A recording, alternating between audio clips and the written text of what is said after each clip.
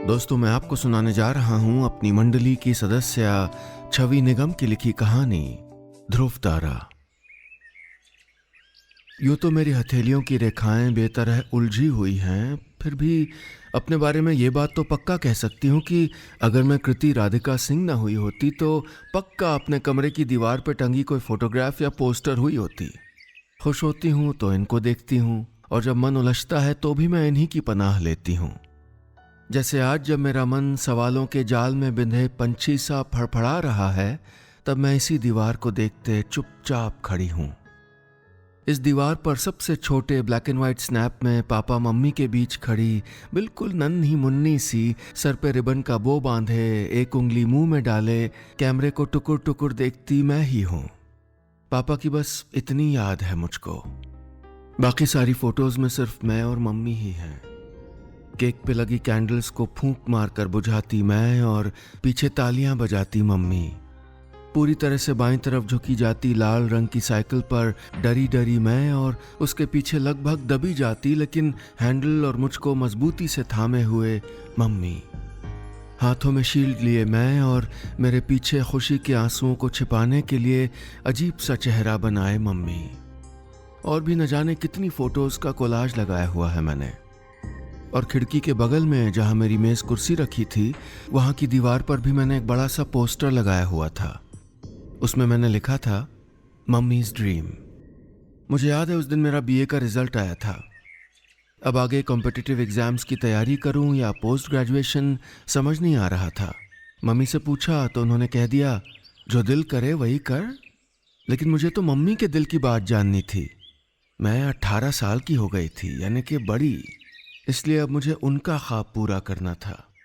फिर मैंने ये पोस्टर बनाया और मम्मी के पीछे पड़ गई कि नीचे लाल मार्कर से बने बड़े से दिल के अंदर वो कुछ लिखें। वो कुर्सी पर बैठी मेरे बालों में उंगलियां घुमाती रहीं, और मैं उनकी गोद में सर रखे अपने पोस्टर की खाली जगह देखती रही। माँओं को अपनी बेटियों की उलझन का आभास हो ही जाता है।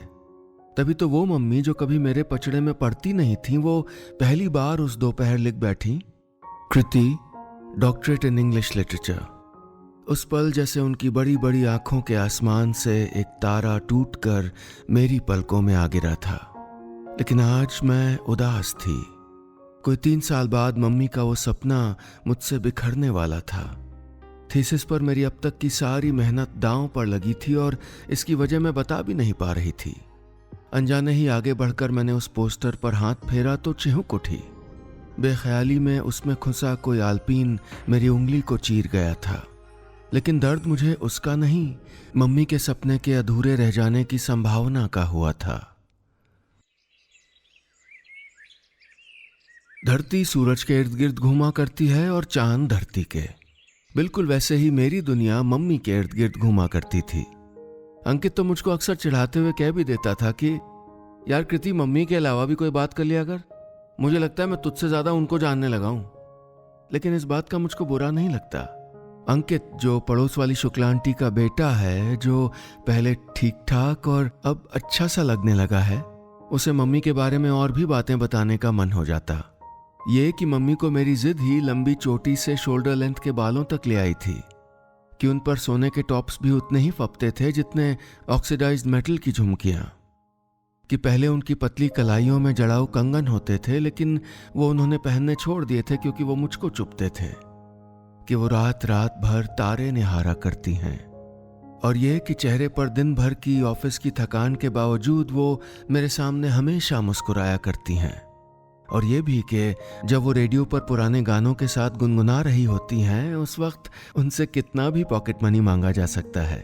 और आगे सोचते हुए मेरे गले में कुछ अटकने लगा। पोस्टर से ध्यान हटाकर मैं खिड़की के सामने खड़ी हो गई। मम्मी की पूरी दुनिया तो मैं ही थी। एक ही ख्वाहिश जताई थी उन्होंने कि मैं डॉक्टरेट कर लूं। कितनी खुश थी वो जब मेरी रिसर्च सिनॉप्सिस अप्रूव हुई थी।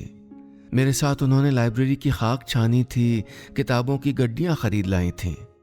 कितनी मुलायमियत से प्रिंट आउट सहेजे थे, कितनी सख्ती से मेरी गलतियों को सुधारा था। मेरे लिए चाय बनाकर रात रात भर मेरे बगल में बैठी ऊँगती रहती थी। इधर मेरा एक चैप्टर खत्म होता था, उधर वो मेरी पसंद का कस्टर्ड या पास्ता बनाकर सेलिब्रेट करती थी।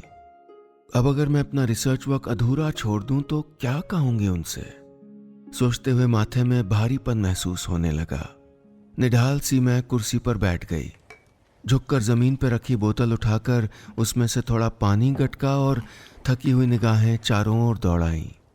मेज पर रखे फोल्डर से कुछ पन्ने सरक कर जमीन पर बिखर गए थे। पलंग पर रखे नोट्स और प्रिंट आउट की गड्डियां एक दूजे पर ढुलकी जा रही थीं। लंबी सी रैक, खिड़की के अंदर का हिस्सा, नीचे रखे 2 स्टूल, यहाँ तक कि ड्रेसिंग टेबल भी रेफरेंस बुक से पटी हुई थी। कुछ वक्त पहले तक ये मंजर मुझे जोश से भर देता था, लेकिन फिलहाल मेरी जिंदगी इस कमरे से ज्यादा अस्त व्यस्त थी। तभी फोन में मैसेज की टोन आई। मम्मी का मैसेज होगा या शायद अंकित का। सोचते हुए मैंने जल्दी से स्क्रीन देखी। उस पर दीक्षित सर का नाम देख के मैं चौंक गई। लिखा था, तुम यूनिवर्सिटी क्यों नहीं आ रही हो? Missing you Kriti darling. मेरे हाथ कांप गए। पिछले कुछ वक्त से अपने इस रिसर्च गाइड की अजीब सी हरकतों और दबी ढकी इशारेबाजी ने मुझको पहले ही उलझन में डाल रखा था, और अब ऐसा मैसेज। साफ था कि उनके इरादे बहुत ही गलत और घिनौने थे। फोन में फिर से आवाज आई, लेकिन इस बार उधर देखने तक की मेरी हिम्मत नहीं थी। खुली खिड़की से अब शाम का धुंधलका अंदर झांक रहा था। मैं कमरे के दूसरे कोने में जमीन पर बैठी हुई थी, घुटने पेट में सिकोड़े हुए, अपने नाखूनों को मुट्ठी में धंसता महसूस करते हुए, मेज पर घनघनाते फोन से ज्यादा दूरी बनाए रखने की कोशिश करते हुए, जो अब वाइब्रेट करते हुए मेज के किनारे की ओर खिसकता आ रहा था। शायद कोई लगातार कॉल कर रहा था। क्या उस गलीच आदमी की इतनी हिम्मत बढ़ गई होगी? ये सोचकर मैं फिर से हर उठी। सर शब्द का इस्तेमाल करना जुबान पर अंगारा रखने जैसा लग रहा था। काश कि उस घिनौने आदमी के हाथों में मेरी मम्मी के सपनों की बागडोर न हुई होती। काश कि मेरी सारी मेहनत उस बदनीयत शख्स की मर्जी पर निर्भर नहीं होती। काश कि मैं उसको मुंहतोड़ जवाब दे पाती। काश के। इधर मेरे दिमाग में ढेरों काश इकट्ठे हो रहे थे और उधर फोन पर लगातार कॉल आए जा रही थी। हिम्मत करके मैं उठी और धीरे धीरे नजदीक जाके झांका। स्क्रीन पर मम्मी का नाम देखते ही आंखों से राहत के आंसू छलक आए। कॉल लेते ही उधर से मम्मी की परेशान आवाज आई, तू ठीक तो है ना बेटा? फोन क्यों नहीं उठा रही थी? इतनी चिंता हो रही थी कि मैं बस निकलने वाली थी। मेरी रुआंसी आवाज निकली, मम्मी वो। फिर मैं रुक गई। उनका आज देर शाम एक जरूरी प्रेजेंटेशन था। कल देर रात वो उसमें जुटी हुई थी। फिर भी आज मेरी चिंता में सब कुछ भूल भाल के घर आने को तैयार थीं। मेरा मन हुआ खुद को जोर का थप्पड़ लगाऊं। उनके आने तक इंतजार नहीं कर सकती थी क्या? तभी मम्मी की थकी हुई आवाज आई, अच्छा पढ़ाई कर रही थी क्या? सुन, तेरे लिए मैंगो शेक बना के रखा था फ्रिज में, पी लेना। अच्छा और बता, आज तो थीसिस का कंक्लूजन लिख लिया होगा ना? यानी आज रात पास्ता का प्रोग्राम है या पिज्जा का? मैंने अपनी आवाज में जबरन उत्साह भरते हुए कहा, पहले आपका प्रेजेंटेशन सेलिब्रेट करेंगे मम्मी, ऑल द बेस्ट। और फोन रख दिया। कितनी उम्मीद थी उनको मुझसे, कितनी मेहनत करती थी वो मेरे लिए, मेरे भविष्य के लिए। मैं उनकी उम्मीदों को तोड़ नहीं सकती थी। सोचते हुए मैंने लाइट ऑन कर दी, दोबारा रजिस्टर खोला और हेडिंग डाली, कंक्लूजन। लेकिन मेरी उंगलियां फिर कांप गईं। कैसे निकलेगा इस समस्या का हल? सर की इन नाकाबिले बर्दाश्त हरकतों को इग्नोर तो नहीं किया जा सकता ना? तो फिर क्या थोड़ा बहुत उनको सहन करती रहूं? लेकिन इस ख्याल भर से मैं कसमसा उठी। कोहनियों को मेज पर टिकाकर मैंने अपना चेहरा हथेलियों में छिपा लिया। बर्दाश्त करूं भी तो कैसे, किस हद तक? क्या इन सब चीजों की कोई हद हुआ भी करती है? तलाशने की कोशिश में बस सवाल ही मिलते हैं, जवाब कभी नहीं मिलते। सवालों के घेरे में खड़ा मेरा मन अब थकता जा रहा था। क्या करूं, कैसे करूं? इस उलझन का कोई सिरा नहीं दिख रहा था जिसको पकड़कर खींच दूं। जाने कितनी देर मैं बुत बनी अपने सामने फैले कोरे कागज को टकटकी बांधे देखती रही। तभी मम्मी के मैसेज ने मुझको फिर चौंका दिया, मैंगो शेक नहीं पिया ना? फौरन उठो और अपने लिए सैंडविच भी बना लो। अच्छा? अनायास ही मैं मुस्कुरा उठी। ये मम्मी को हर बात पता कैसे चल जाती है? बचपन से मैं इस राज को जानने की कोशिश कर रही थी, लेकिन पता नहीं लगा पाई थी। मैंने टाइप किया, ओके मम्मी। और किचन की तरफ चल दी। सैंडविच खाते हुए ख्याल आया कि मम्मी ने भी जाने आज ठीक से कुछ खाया होगा कि नहीं। एक कप में उनके लिए कॉफ़ी, चीनी और ज़रा सा दूध डालकर फेंटते हुए मैं वापस अपने कमरे में आ गई। मम्मी को ऐसी ही एक्सप्रेसो काफ़ी पसंद थी। मुझे ये बात उस दिन पता चली थी जब मेरी काउंसलिंग ख़त्म हो जाने के बाद हम दोनों यूनिवर्सिटी की कैंटीन में गए थे। डिपार्टमेंट ऑफ इंग्लिश लिटरेचर की लंबी चौड़ी इमारत और पढ़ाकू लोगों की भारी भीड़ देखकर मैं सहमी हुई थी, लेकिन मम्मी बहुत खुश थीं। कैंटीन में जब उन्होंने अदरक वाली चाय के बजाय एक्सप्रेसो कॉफ़ी मंगवाई तो मैं हैरान रह गई थी। वो हंसते हुए बोली थी, आज के ख़ास दिन मेरी ये फेवरेट ड्रिंक। और मैं उनके होठों के ऊपर हल्के से झाग से बनाई मूंछ को देखकर हंस पड़ी थी। कभी कभी बिल्कुल छोटी बच्ची जैसी लगती थी मम्मी। उस दिन की याद फिर मुझे और यादों की तरफ ले जाने लगी। मेरी धड़कनें तेज होने लग गईं। पहले दिन मुझे अंकित छोड़ने आया था। पूरे रास्ते उसकी चटर पटर सुनने के बावजूद मेरी हिचक बरकरार रही। शुरुआती लेक्चर्स भी कुछ खास नहीं लगे। फिर दीक्षित सर की एंट्री हुई और क्लास का जैसे माहौल ही बदल गया। डिजाइनर सूट की जेब से झांकते सुनहरे पेन और सुनहरे ही फ्रेम के पीछे से झांकती चमकीली भूरी आंखों वाले इन सर की शख्सियत जितनी गंभीर थी उतनी ही धीमी और प्रभावशाली थी उनकी आवाज। और जब उन्होंने लेक्चर शुरू किया तो क्लासरूम जैसे थिएटर में बदल गया। उनकी गहरी आवाज में शेक्सपियर, मिल्टन, शेली, कीट्स, वर्ड्सवर्थ सब जैसे जीवित हो उठे। अपने विषय पर इतनी अच्छी पकड़ थी उनकी और आवाज में इतना सटीक उतार चढ़ाव के सब उन्हें सुनते ही चले गए। जैसे जैसे दिन गुजरने लगे इंग्लिश क्लास अटेंड करना मेरी प्राथमिकता बनने लगी।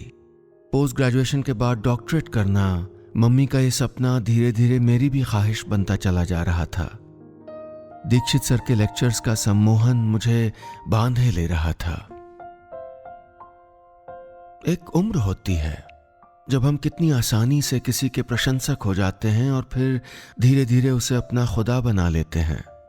दीक्षित सर के अंदर मुझको एक आइडियल टीचर नजर आया था जिन्होंने मेरे सामने एक बिल्कुल अलग ही दुनिया खोल के रख दी थी।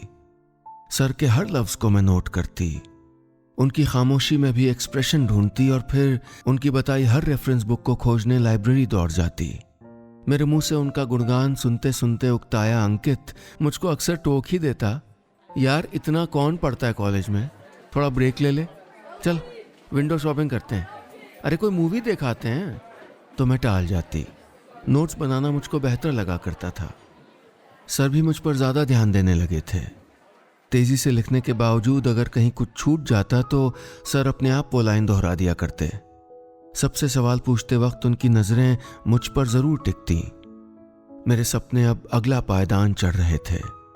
दीक्षित सर के अंडर रिसर्च करने की ख्वाहिश बुन रहे थे। हालांकि मैं वाकिफ थी कि रिसर्च में काफ़ी मेहनत और ढेरों कठिनाइयां हैं।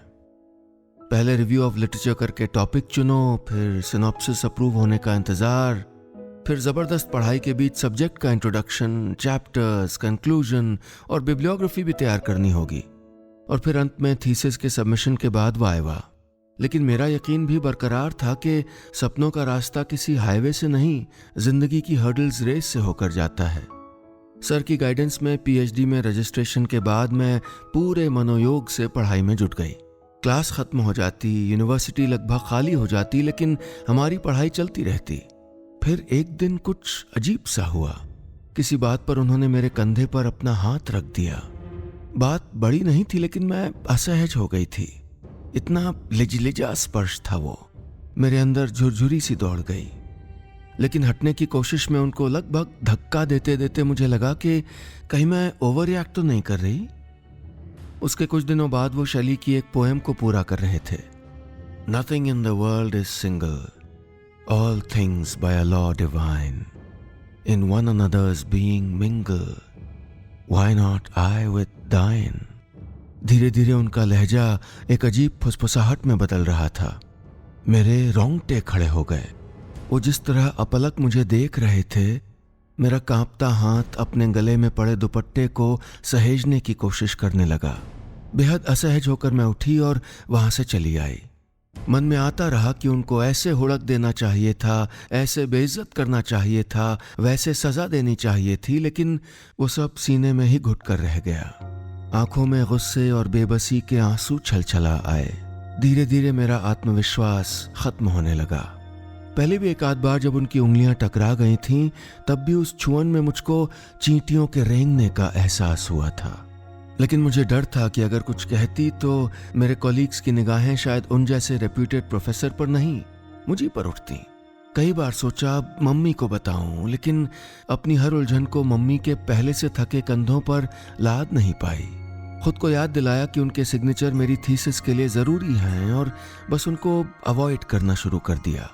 मुझे लगा था कि सब ठीक हो जाएगा, लेकिन मैं गलत थी।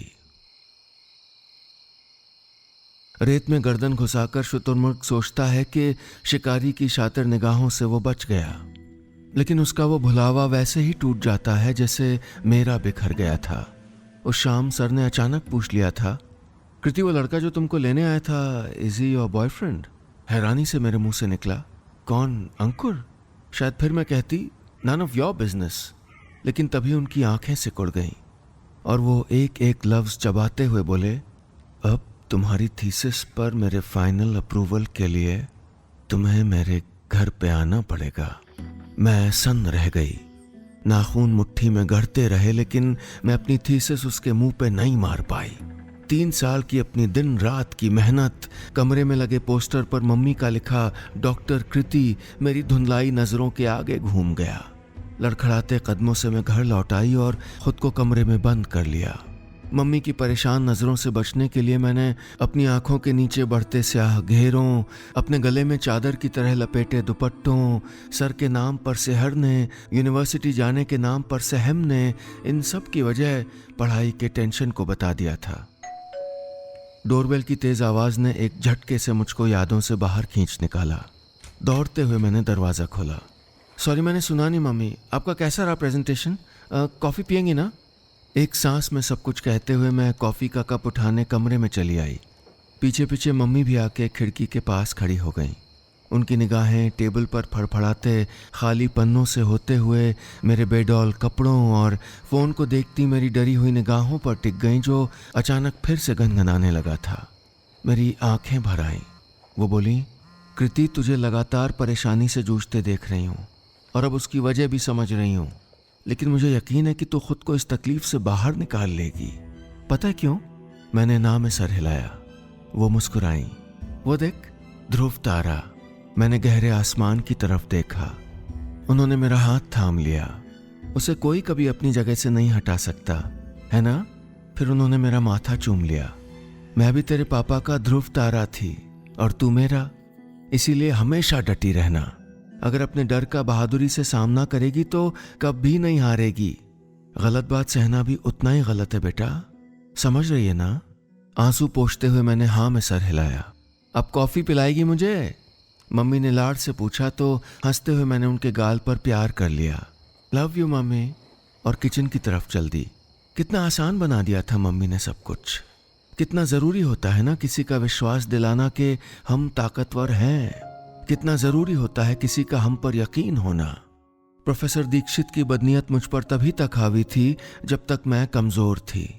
कल स्टाफ रूम में अगर सबके सामने उनसे कह दूं कि मेरी थीसिस पर यहीं साइन करिए, आपके घर नहीं आ पाऊंगी मैं, तो वो क्या कर पाएंगे? अपनी रेपुटेशन कैसे बचाएंगे? क्या सफाई देंगे सबको? उन्हें साइन करना ही होगा। मेरी ना का सम्मान उनको करना होगा।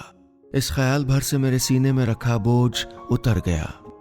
मुद्दतों बाद मैं खुल के हंस पड़ी और दुपट्टा उतार के दूर फेंक दिया। मम्मी मुझे देखकर मुस्कुरा रही थीं और जैसे कहीं दूर झिलमिलाता एक ध्रुव तारा मेरे स्याह रास्ते भी रोशन कर रहा था।